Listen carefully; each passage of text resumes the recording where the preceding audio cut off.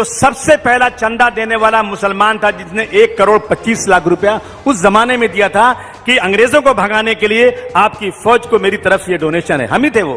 लाल बहादुर शास्त्री जी को कहा कि मेरी तरफ से इस देश को 6 टन सोना, दुनिया का सबसे बड़ा चंदा देने वाला उस्मान मुसलमान था जिसने भारतवर्ष को चाइना की लड़ाई के लिए मदद किया था, वो हम ही थे।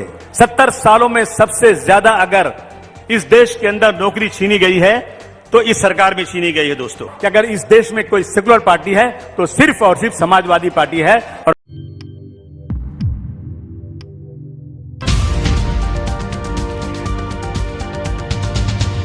अस्सलाम वालेकुम, आदाब दोस्तों, मैं हूं शम्स सईद और आप देख रहे हैं न्यूज़ हर खबर आप तक। एक बहुत ही मजलूम कम्युनिटी का हूं और आज बहुत ही सताया हुआ हूं, अनटचेबल हो गया हूं। मेरे बारे में कोई बात करेगा तो मेजॉरिटी को वोट ही चला जाएगा। क्या गलती किया हमने, हम समझ नहीं पा रहे हैं कि ऐसा क्यों हो रहा हमारे साथ। हम ही थे वो, हम ही वो लोग थे जिन्होंने इस देश के अंदर, जब सुभाष चंद्र बोस जी बर्मा में उन्होंने अपनी फौज बनाई थी तो सबसे पहला चंदा देने वाला मुसलमान था जिसने 1,25,00,000 रुपया उस जमाने में दिया था कि अंग्रेजों को भगाने के लिए आपकी फौज को मेरी तरफ से ये डोनेशन है। हम ही थे वो। कौन सी गलती किया हमने, रोजाना हमारे ऊपर इस तरह की वार किया जा रहा है। अरे हम ही थे वो। जब चाइना से जंग हो रही थी, मुझे याद है कि मैं आजमगढ़ में छोटा सा था, आजमगढ़ में पुल के पास एक साधु बाबा की मंदिर थी और साधु बाबा बेचारे उस पर चलते थे, साइकिल पर चलते थे, उनका एक पैर लूला था और हम लोग उनके साथ उनकी साइकिल के पीछे गलियों में भागते थे कि चंदा दो, भारतवर्ष की चाइना से लड़ाई हो रही है। मैं छोटा सा था, याद है मुझे। लेकिन हमने पढ़ा उसी वक्त हैदराबाद से उस्मान अली साहब ने प्रधानमंत्री को बुलाया, लाल बहादुर शास्त्री जी को कहा कि मेरी तरफ से इस देश को 6 टन सोना, दुनिया का सबसे बड़ा चंदा देने वाला उस्मान मुसलमान था जिसने भारतवर्ष को चाइना की लड़ाई के लिए मदद किया था, वो हम ही थे। गांधी जी ने जब स्वदेशी आंदोलन का ऐलान किया तो वो जो आज अपने आप को ये लोग इस देश का बहुत बड़ा समर्थक समझते हैं,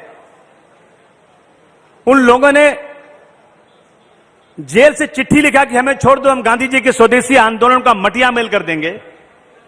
आज वो हमसे सर्टिफिकेट मांग रहे हैं। हम ही थे कि मुंबई में रहने वाला मेमन बिरादरी, देश में रहने वाले मुसलमान जिनके पास उस वक्त सनलाइट साबुन की एजेंसी, लाइफ बॉय साबुन की एजेंसी, मैनचेस्टर के कपड़े, मुगल लाइन के जहाज, बड़ी बड़ी कंपनियों की एजेंसियां, बर्मिंघम के कागज की एजेंसियां मुसलमानों के पास थी।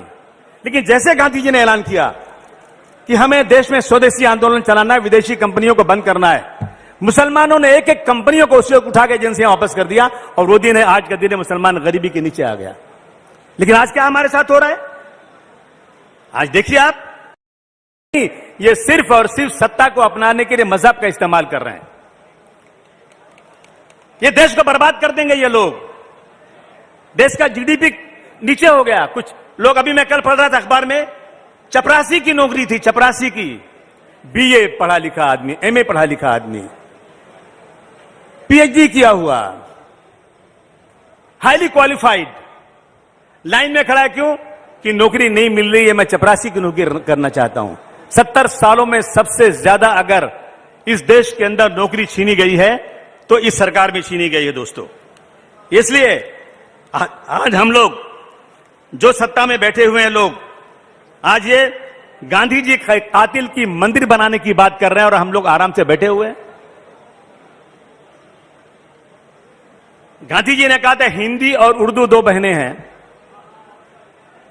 सर सैयद अहमद खान साहब ने कहा था कि ये इस देश में हिंदू और मुसलमान 2 आंखें हैं, अगर एक आंख भी खराब हो गई तो ये देश बदसूरत हो जाएगा। लेकिन आज सत्ता में बैठे हुए लोग मुसलमानों के साथ जो अत्याचार कर रहे हैं, मैं समझता हूं शायद हिस्ट्री में ऐसा कभी हुआ नहीं होगा। मैं गुजरात में जब दंगे हुए थे मैं गया था, नेताजी, उस वक्त अमर सिंह जी थे, देवगौड़ा साहब थे, हम लोग जब गए थे गुजरात में तो उस वक्त नेताजी को जाने नहीं दे रहे थे गुजरात में, अहमदाबाद शहर के अंदर। तो नेताजी ने कहा कमिश्नर से, मैं 3 बात बोलता हूं तुमको, या तो मुझे गोली मार दो, या तो मुझे जाने दो, या तो मुझे जेल भेज दो, और 15 मिनट देता हूं। 15 मिनट में अगर तुमने नई बात सुना ना तो मैं यहां से उठूंगा, चला जाऊंगा, मुझे किसी सिक्योरिटी की जरूरत नहीं। जब 15 मिनट हो गया, कमिश्नर ने कुछ नहीं कहा तो बिना सिक्योरिटी के हम लोग निकल गए। तो भाग्य कमिश्नर आया। हमने गुजरात के हालात देखे हैं। बिल्किस बानो जो गांव में रहती थी, उसका बलात्कार किया गया, उसके तमाम घर वालों को मार दिया गया, एक भी घर वाला जिंदा नहीं था। वो औरत बे कपड़े के नंगी भागती रही और एक औरत मिली, उसको एक लहंगा दिया पहनने के लिए। उसने जाके शिकायत किया, कंप्लेन किया, लेकिन गुजरात की कोर्ट ने कहा कि गुजरात में इंसाफ नहीं मिलेगा, इसको महाराष्ट्र भेज दो। महाराष्ट्र में मुकदमा चला। उस केस को चलने के बाद सजाएं हुई, उम्र कैद हुई, लेकिन गुजरात सरकार ने उन सबको बाइज्जत बरी कर दिया। बरी करने के बाद कहते हैं कि ब्राह्मण लोग हैं, ये बहुत ही इनका जो है जेल के अंदर इनका रिकॉर्ड बहुत अच्छे लोग हैं। अब आप सोचिए, जहां एक तरफ देश में आज जो है रेप के ऊपर, मर्डर के ऊपर नए कानून बनाने की बात हो रही है, लेकिन अगर गुजरात में कोई आदमी मर्डर में और रेप में पकड़ा जाएगा, उसे जेल की सलाखों से बाहर छोड़ दिया जाएगा। यह हो रहा है देश के अंदर। तो इसलिए मैं कहना चाहता हूं दोस्तों, सबसे बड़ी बात यह है कि डॉक्टर भीमराव अंबेडकर साहब के कानून की धज्जियां उड़ाई जा रही हैं। हमारा रिजर्वेशन नहीं है। मैं पूछना चाहता हूं कि एयर इंडिया बिक गई। एयर इंडिया में मुसलमान 1% काम करता है, 99% मेरे मुल्क के दूसरे भाई काम करते हैं। और अब याद रखिए कि अब जो नई नौकरियां आएंगी ना, वो रिजर्वेशन से नहीं आएंगी, और जिनका रिजर्वेशन है उनको कॉन्ट्रैक्ट पे काम मिलेगा। 8 घंटे की जगह 12 घंटे काम करने पड़ेगा, तनख्वाह कम हो जाएगी। और पता नहीं क्यों लोग सोए हुए हैं देश के लोग। डायरेक्ट आरक्षण खत्म नहीं हो रहा है, लेकिन बैकडोर से आरक्षण खत्म हो रहा है। रेलवे बिक गया। अभी रेलवे की मैं बात कर रहा था यहां किसी से, स्टेशनों पे बीए पढ़े हुए लोग, रेलवे के ऑफिसेज में बीए पढ़े हुए लोग, टाइपिस्ट अच्छे, ये सब जो है ना, इन लोगों को 8,000 रुपए की नौकरी में काम किया जा रहा है। 8,000 रुपए की, सिर्फ 8,000 रुपए। लोग चुपचाप बैठे हुए हैं। हिंदुस्तान एंटीबायोटिक्स बिक गया, प्रोजेक्ट एंड डेवलपमेंट इंडिया बिक गया, इंजीनियरिंग प्रोजेक्ट इंडिया बिक गया, पवन हंस बिक गया, VRR कंपनी बिक गई, सेंट्रल इलेक्ट्रॉनिक्स लिमिटेड बिक गया, सीमेंट कारपोरेशन बिक गया, Indian medical and pharmaceutical company बिक गई, एलम स्टील बिक गई। इस तरह से सैकड़ों और हजारों कंपनियां बेची जा रही हैं, और देश का बिल्कुल देश में नौकरियां खत्म हो रही हैं, और हम लोग चुपचाप बैठे हैं। आइए आज हम संकल्प करें। मैं 95 से समाजवादी पार्टी में काम करता हूं, और मुझे मालूम है कि मैं कभी सत्ता में महाराष्ट्र में नहीं आऊंगा, लेकिन समाजवादी पार्टी के कार्यकर्ता और मेरा ये संकल्प है तुम्हारे सामने, मैं कभी जिंदगी में सत्ता में नहीं आऊं, क्या हुआ, लेकिन मैं इस समाजवादी पार्टी के झंडे को आसमान की ऊंचाई पर लेकर जाना चाहता हूं। मुझे सत्ता की लालच नहीं है, मेरे साथ जुल्म हो, ज्यादती हो, लेकिन मैं समाजवादी पार्टी जब तक जिंदा रहूंगा, मर्द की बात है कि एक ही पार्टी में रहूंगा, या राजनीति नहीं करूंगा।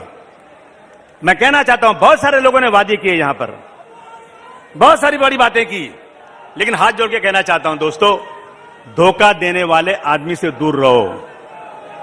बहुत बड़ी बड़ी बातें करेंगे, टिकट नहीं मिला ना तो मुर्दाबाद, टिकट मिल गया तो जिंदाबाद। अगर ये हमने बंद कर दिया, और हम लोग अपने लिए नहीं बल्कि अपने देश के लिए, अपने देश के संविधान के लिए अगर हम एक साथ खड़े हो जाएंगे, तो मैं दावे के साथ कह सकता हूं, मैं किसी की चमचागिरी नहीं, किसी को मस्का लगाने के लिए नहीं, मैं पूरे देश की तमाम पार्टियों को देखने के बाद कहता हूं कि अगर इस देश में कोई सेकुलर पार्टी है तो सिर्फ और सिर्फ समाजवादी पार्टी है, और अखिलेश यादव सेकुलर है। साथ के साथ आपसे निवेदन है दोस्तों कि हमारे चैनल को लाइक करें, शेयर करें और सब्सक्राइब करें, और हमारे फेसबुक पेज हर खबर आप तक को जरूर लाइक और फॉलो कीजिएगा, ताकि आपको लेटेस्ट अपडेट और वो खबरें मिलती रहें जो गोदी मीडिया नहीं दिखाता है। इस वीडियो में इतना ही, हमें दीजिए इजाजत। धन्यवाद। जय हिंद दोस्तों।